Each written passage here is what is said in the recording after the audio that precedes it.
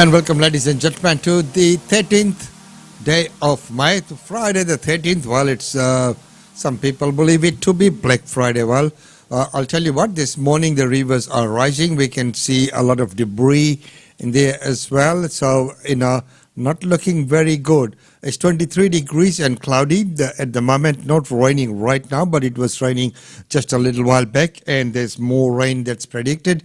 So just be very careful when you out and about, and if you're crossing any area, if it is flooded, just forget it. Just forget it. Simple as that.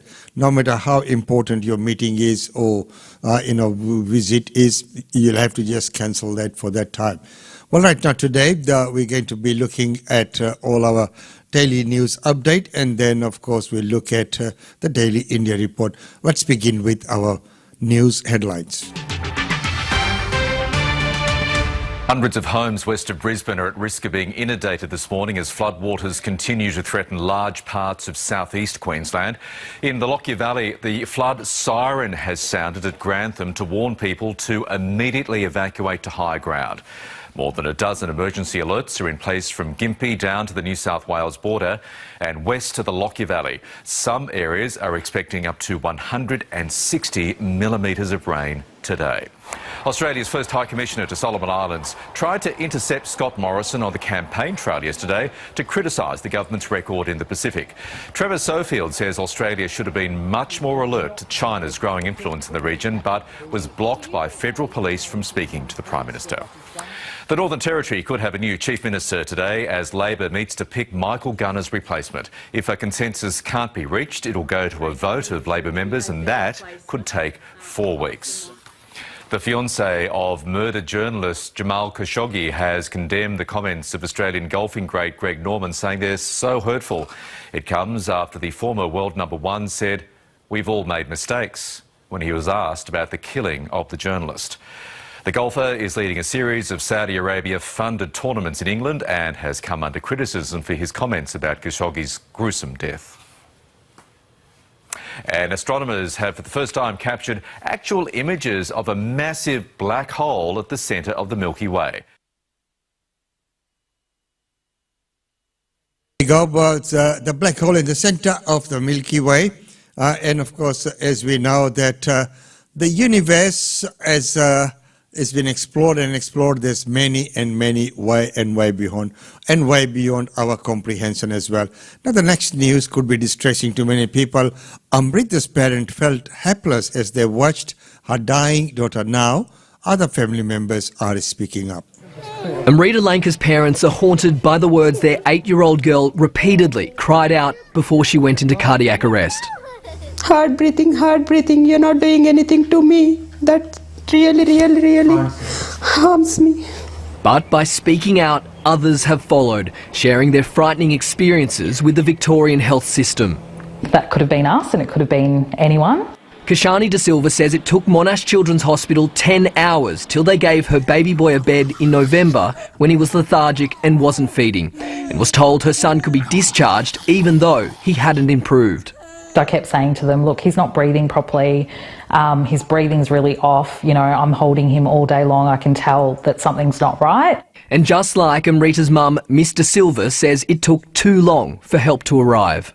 Every time I called for a nurse, no one either showed up, or I'd have to stick my head out of the ward to sort of say, I've pressed the bell about half an hour ago, no one's come to see us. The outpouring of complaints doesn't stop there. People have taken to social media to tell their stories of a fatiguing health system, with others also complaining of wait times in emergency departments of up to 12 hours. The staff are overworked, under pressure, and things can slip through the cracks. The Australian Patients Association is calling for uniform protocols in Victoria where parents can escalate concerns if their child's health deteriorates. We know that in Queensland there's such a system. And I believe in WA there's such a system, so I think after this tragedy it needs to be considered in Victoria. The Victorian government says it's open to introducing a statewide system should the coroner or Safer Care Victoria recommend it from their findings into the death of 8-year-old Amrita Lanka. Monash Children's Hospital does have its own individual escalation procedure, but Amrita's parents didn't know about it and were never told. Monash Health says patients are seen in order of clinical urgency and its escalation procedures are displayed visibly in all areas of the hospital and on its website. Amrita passed away, but her death should not go in vain. It should lead to something good. Cayman Gock, ABC News, Melbourne. Meanwhile, the Victorian opposition leader has used his budget reply to highlight the crisis in the state's hospital system. Last week's budget included a $12 billion plan to try to fix the state's overwhelmed health system and will increase debt to do so. Matthew Guy laid out no new policies, but says despite the huge government spending, many Victorians are still struggling to access basic services. A life-threatening 000 crisis, short-staffed emergency departments, ambulances that haven't the resources to turn up, health professionals that are overworked and exhausted. Mr Guy says Labor is sending the state broke, with billions of dollars wasted on project cost blowouts. Now, as we are in the election campaign and the election mode, so, anything that happens, be it health, be it wages, whatever, it will all lever and leverage around the election. Well, right now, as we know, with a lot of rain, deluge continues to soak saturated catchments across Queensland. There is an unfolding weather emergency in southeast Queensland this morning, where authorities in Grantham have sounded the siren to warn people to move away from fast-rising floodwaters.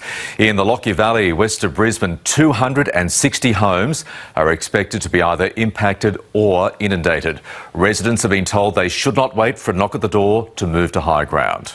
15 emergency warnings have been issued overnight as Brisbane, Toowoomba, Maroochydore, Kingaroy and surrounding areas brace for intense falls of up to 160 millimetres today. And beaches are going to remain closed from the Fraser Coast down to the Gold Coast as powerful surf of up to 6 metres pounds the coastline. Reporter Michael Rennie joins us now from Ipswich, southwest of Brisbane. Michael, take us through the latest warnings. Morning, Lisa. Well, yes, as we just heard, it's unfolding in Grantham right now. The siren has been activated in Grantham, and that means that people in those lower-lying areas are being told to get to higher ground as quickly as possible. We understand there's a situation unfolding in Laidley at the moment as well, which is about 40 minutes west drive from where I am this morning here in Ipswich, and it's understood that the Laidley Creek has burst its banks, and we are actually going to head that way when we can to give you the latest about what's happening in that area. But there is numerous warnings that have gone out overnight from the Queensland Fire and Emergency Services, 15 in fact. I'll take you through some of those areas now. So that is warnings for the Lockyer Valley, Warwick, the Scenic Rim, Elora, which is a long way west, the Sunshine Coast, Gympie, and there was one for the North Burnett, but I don't think this is relevant now. But yeah, flash flooding is expected as well throughout today, and the warning is just stay off the roads if you don't need to be driving anywhere. That's the message from police this morning, because today, I've been told by the Bureau, today is expected to be the worst day of the weather that we have had so far during this rain event. Falls anywhere between 100 and 160 millimetres, and in some areas, those isolated areas could even get higher than that, Lisa. Michael, I've just been messaging with friends in Gympie. It's only the end of February that they went through the worst flood in 100 years, so this is shocking for them to have to be facing this situation again. You're there on the banks of the Bremer River, I think, in Ipswich. What's the situation like where you are? Yeah, that's a good message there, Lisa, because it's a horrible situation for people who've just gone through this and the feeling they would have this morning. But here at the Bremer River, I just want to show you what's happening here this morning. So this is You can see how fast the water is flowing. It's already flooded along the walkway here, just to the right of us. You can see it there. That's normally a walkway where people can just, go for their morning jog or for a morning stroll. There is a lot of critters out and about. We've seen giant spiders, we've seen lizards, and all sorts of stuff comes out when it's raining like this. And some parts of the Bremer are already at major levels, but not here in Ipswich as of yet. We know that the Logan River is expected to get to those major levels at some point. The Condamine River also out near Warwick, that's potentially going to be at those major levels at some point. So really an unfolding situation here in southeast Queensland, and I think we just have to keep an eye and monitor what's going on throughout the day. Monitor we will, because as we know, there's been so many things happening around here, and many people are away and off from work, and rightfully so, because you can't be too careful, so safety first. There is an unfolding weather emergency in southeast Queensland this morning, where authorities in Grantham have sounded the siren to warn people to move away from rising floodwaters. In the Lockyer Valley, west of Brisbane, 260 homes are expected to be either impacted or inundated. Residents have been told they should not wait for a knock at the door to move to high ground. 15 emergency warnings have been issued overnight as Brisbane, Toowoomba, Maroochydore, Kingaroy and surrounding areas brace for intense falls of up to 160 millimetres today. And beaches will remain closed from the Fraser Coast down to the Gold Coast as powerful surf of up to 6 metres pounds the coastline. Michael Rennie is in Laidley in the Lockyer Valley for us. Michael, take us through the latest warnings. Morning, Lisa. Well, as you can see where I am here in Laidley, which is about 30 minutes outside of Ipswich towards the west. This is the main street and it is currently flooding. So you can just see over here behind me. We just had Queensland Fire and Emergency Services crews walking through this water before. There's a car right here. This is an Uber car. It looks like it's stuck and not going anywhere at the moment. But the amount of water that is moving along the main street here is quite remarkable. It looks like this has all happened very, very quickly and caught a lot of people off guard. So it looks like those Queensland Fire and Emergency crews are probably just going from business to business to try and see if anyone's in those buildings and get them out of there as quickly as they possibly can. Lots of people around here. Well, look at that fire truck there, just currently driving through the water. It gives you an idea of the depth of the water. Just, doing some... And just how fast it's flowing as well, Michael, at the moment. So here it comes. They've obviously just been doing some searching. There's potential that more of the highway will be cut. We know that the Warrego Highway a bit further up from here is cut. The Cunningham Highway as well. So just these businesses here, the sandbags is blocking some of these businesses around here, and lots of people around this morning just checking out what's going on here at the moment with the police and the fire and emergency crews. Yeah, and we started the day talking to you in Ipswich because the Bremer River was certainly flooding already, and we spoke to the Ipswich Mayor a short time ago. Let's have a listen to her. The ground here is still quite wet, so there's a lot of anxiety. The rain started last Friday, and so people started getting quite anxious. And today actually marks 11 weeks since that flood. So it's a very recent memory. We did a bit of door knocking around some high-risk areas late last night just to let residents know, and we'll keep an eye on them there. Michael, I think one of the most worrying notes we had this morning was from the Lockyer Valley Mayor, who said that up to 260 houses could be impacted or inundated in that area from these waters. We can see from where you are just how quickly that water is rising. I mean, what does the rest of the day look like for them there? Well, it's not looking good because, according to the Bureau of Meteorology I was speaking to this morning, today will be the worst day when it comes to rainfall. So they're predicting anywhere between 100 and 160 millimetres of rain, but in isolated areas that could be even much more. And it's just remarkable how quickly the water. We've noticed just how quickly it's moved up since we've been here for the last 15 minutes or so. So it's going to be really concerning for not only the people here in Laidley, but for the people in Grantham and all throughout the Lockyer Valley and other areas around southeast Queensland as well. So yes, it's certainly a worrying situation at the moment here in southeast Queensland. Michael, good to have. And definitely a worrying situation, and I just looked out the window to see Brisbane River. Yes, that's a lot of debris and the water is rising. But as Michael said there, that the worst case is today with a lot of rain being predicted. Well, right now, what's happening in the top end? Because ratepayers paid nearly $20 million leasing Darwin Port to Chinese company. Under the Morrison and Labor says. Let's have a look at that report. The decision to lease the Darwin Port to a Chinese-owned company in 2015 continues to be the focus of rancorous political debate. You allowed it to happen? No, we didn't. The federal government had absolutely no authority over that sale whatsoever. Landbridge paid $506 million to the former NT CLP government in return for a 99-year lease over the strategic maritime asset. At the time, the deal was given the all-clear by national security agencies.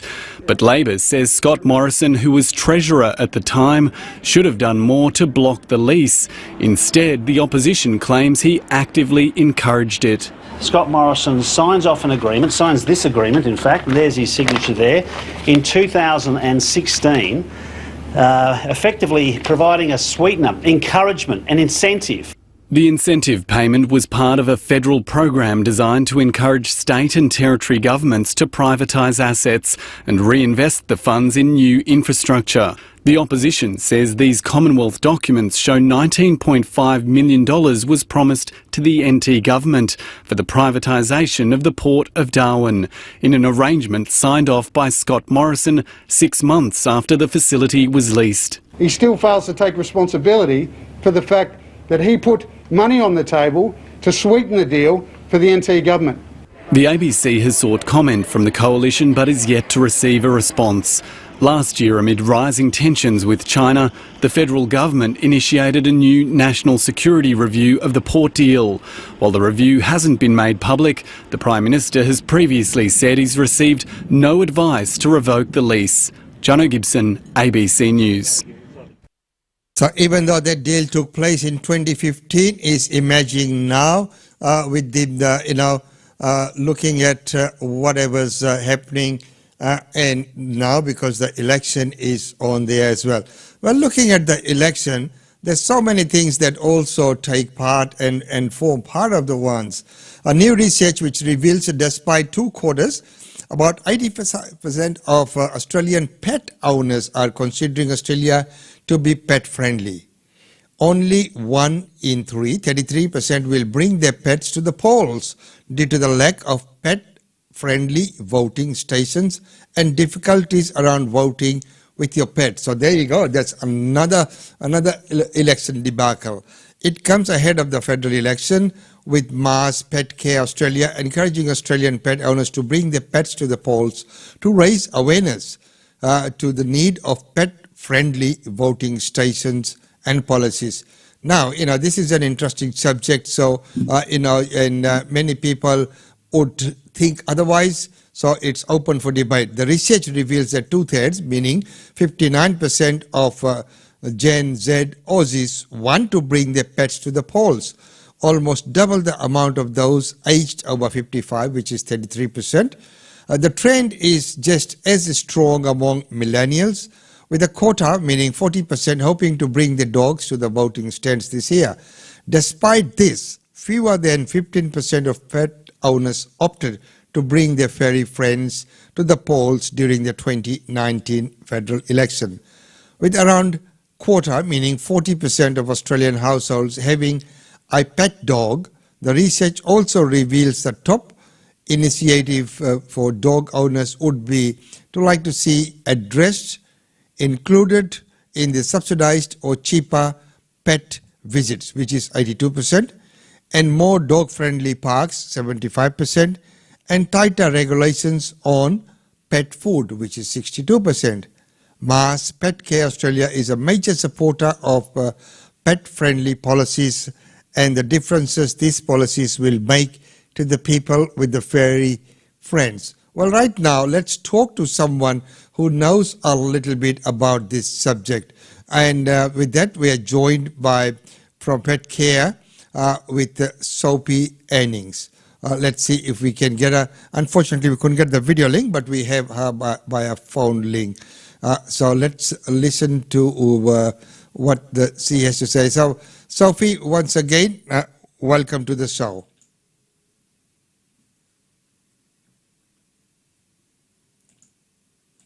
Hi, nice to be talking to you today. And thank you very much, Sophie. Well, right now, can you tell us, more about this research and what their findings have been? Ahead of the federal election, Mars Pet Care has polled pet owners and discovered that many would like to take their pets to the polling booths on election day, as well as see more pet-friendly initiatives introduced in their local electorates. So could you tell us a little bit more about this trend? Is it a trendy thing? Is it something that people would really like to do? Maybe just take the dog to the polls? With the majority of Australian households having a pet, the research has told us that 1 in 3 are going to be bringing their pets to the polls. That's doubled since last election in 2019, especially amongst the younger generation. 60% of those in the Gen Z age bracket, that's 18 to 24, want to have their pet by their side on election day. Right, so having a pet by the side on the election day, is going to help because it's part of the family these days, the pets. So why should Australians bring their pets to the polling booth? Aussies should bring their pets to the polling stations because they need to remind policymakers that pets really do matter to voters. Okay. Dogs are also scientifically proven to lower your stress levels, and it's a really great way to connect with others in the community. Right. So, when we look at all the politics of things, what do dogs have to do with politics? Pets have a lot to do with politics. The way that you vote can have a huge influence on your life as a pet owner, whether it's nearby dog parks, if you can rent with a pet, or being able to travel with a pet. Right. So, yes, we know that, when they're part of the family and they do a lot therapeutically, as you have also mentioned, the calming effect and the togetherness. Many times people are lonely as well. So, we Australians, what can Aussies do to make Australia a more pet-friendly society? To show your support for a pet-friendly Australia, snap a photo of your democracy dog and post it on social media with the hashtags dogs at polling stations and keep Australia pet-friendly hashtags to get the conversation going. Well, Sophie, once again, thank you so much for being on the show and, caring about dogs and, of course, sharing those views with us just ahead of the federal election. So once again, thank you so much for being on the show. We'll talk to you next time. So there are, ladies and gentlemen, right now it's time to go to our daily India report. Welcome to the Daily India Report that brings you reports, features, interviews and much more on India and the Indian diaspora. As Sri Lanka continues to battle one of the worst crises in its history, the situation remains tense. Here is an exclusive interview with the former Finance, Power and Energy and Foreign Minister of Sri Lanka, Honorable Mr. Ravi Karnanayake, on the current situation. So please throw some light on the current situation in Sri Lanka. Do you think that it's improving? Well, yes, because the situation was on the present political climate. The people revolt on the Rajapaksas, and this has not basically improved with the attack that was there on the innocent protesters 2 days ago. And this intensified a spontaneous response to what they said was a provocative action to an innocent protest that was outside. So I think this is not the time to go into the history, but it's just to get the situation under control and get the economy back into place. Because if we basically have too much time on this, and the world will look at us in a suspicious manner, that will be the deathbed to the economic activities of Sri Lanka. Now that the Prime Minister has resigned, is there a political discussion happening on the further course of action?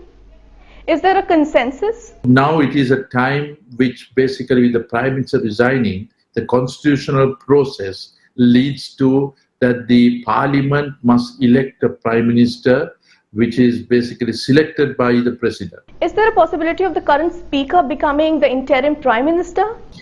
Well, there are many that are in the process. There is about 5 or 6 candidates that are there, and it has to have the majority approval of the Parliament members as well. Do you think that India has played a reasonable role in supporting the neighbour, or do you think there could be more to be done? Indians have really come forward in a manner that has not been shown before. And I think it is also good for India from that perspective. And I guess being a close neighbour, being a regional leader in the area, they have certainly stood. And I think they have got to guide both ends, from India and Sri Lanka, into a safer pitch.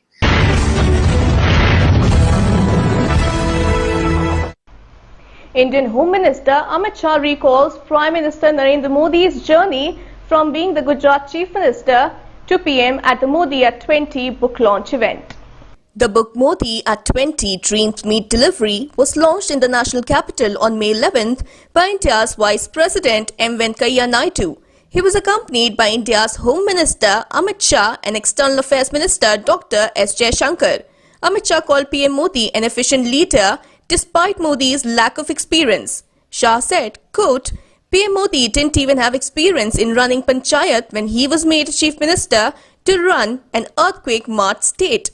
Despite that, he won continuously and ran the state quite efficiently. End quote. External Affairs Minister Dr. S. Jaishankar emphasized that in the last 8 years of governance, Prime Minister led the debate on terrorism worldwide. He has really led a foreign policy which is much more security focused.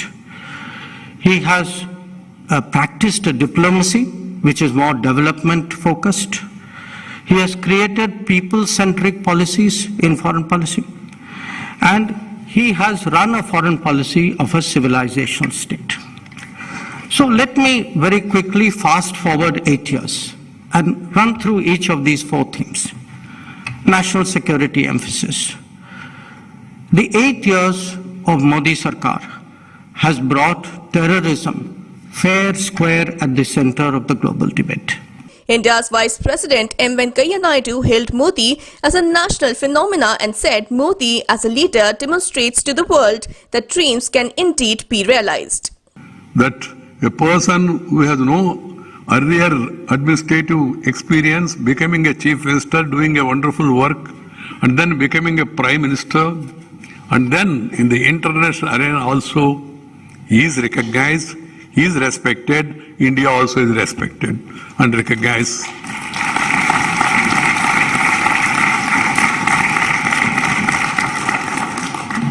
This book presents different facets of the distinct thought process, the pioneering proactive approach, and the quite essential transformational leadership.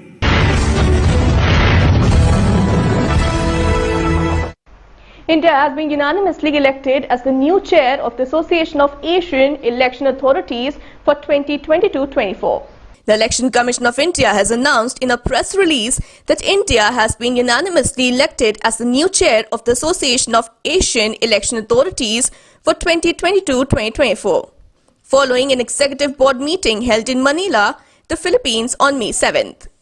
The mission of the association is to provide a non-partisan forum in Asia to share election practices among election authorities to promote transparent elections with the aim of providing good governance and democracy. The Election Commission of India's 3-member delegation, headed by Deputy Election Commissioner Nitesh Vyas, along with Chief Electoral Officers of Manipur and Rajasthan, Rajesh Agarwal and Praveen Gupta respectively, presented their plan of action for the next 2 years, said the ECI press release. The team also gave a presentation on gender issue in elections that highlighted India's concerted and targeted interventions to break socio-political barriers in electoral and political processes for more inclusive and participative elections. Indian Prime Minister Narendra Modi pays tribute to scientists on Pokhran test anniversary. PM Modi on 11th May hailed India's scientists and their efforts behind the successful nuclear test in the 1998 on the occasion of National Technology Day. The day is observed to mark the successful nuclear test in Pokhran launched by then Prime Minister Atal Bihari Vajpayee. Modi tweeted, "Today on National Technology Day, we express gratitude to our brilliant scientists and their efforts that led to the successful Pokhran test in 1998. We remember with pride the exemplary leadership of Atalji, who showed outstanding political courage and statesmanship. The decision to conduct the test was taken by Atal Bihari Vajpayee government." Modi also posted a short video clip related to the test.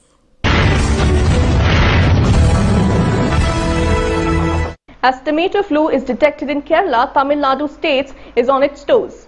Amid the recent incidents of food poisoning, another virus has been detected in several parts of the state of Kerala, the tomato flu. Reportedly, the rare viral disease has infected more than 80 children in the state so far who are below 5 years of age. The number is predicted to climb further. Meanwhile, the Coimbatore District Administration in Tamil Nadu has beefed up surveillance on the border to prevent the disease from entering the state. A team of revenue, health and police officials have been deployed at the Valayar checkpost located in Tamil Nadu-Kerala border to screen people coming from the neighbouring state. Tomato flu is an unidentified fever that has mostly been found in Kerala among children below 5 years of age. The flu causes rashes and blisters on the infected child's body, which are generally red in color, hence calling it the tomato flu or tomato fever. Reportedly, there is a debate if the disease is a viral fever or an after effect of chikungunya or dengue fever. While the disease is found only in some parts of Kerala, health officials have warned that the virus could spread further if preventive measures are not taken. Film Ek Villain Returns release date is changed and will now hit theatres on July 29th. The release date of the much-awaited sequel of the 2014 hit film Ek Villain Returns has been changed. The upcoming thriller, which was... So, ladies and gentlemen, that's about all we have for you on that segment. And right now, before we leave you for today, let's take a look at functions and events taking place right here in Brisbane.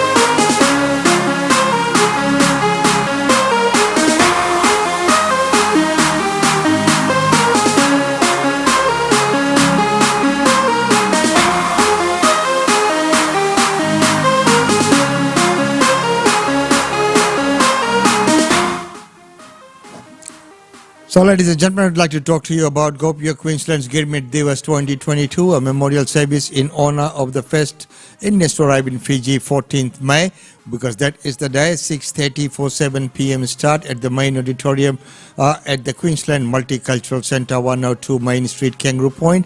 You can still register if you'd like to come, and we have an excellent row of speakers and presenters. So, until tomorrow, it's goodbye from us. It's been wonderful having your companies and always so good to see you.